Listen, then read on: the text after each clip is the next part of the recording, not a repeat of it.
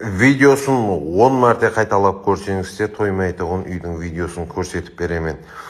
Гербіш завод социализмде 20 сотықлы тыстырнағы беккем өте сапалы дем жақсы жағдайдағы үй сатылады.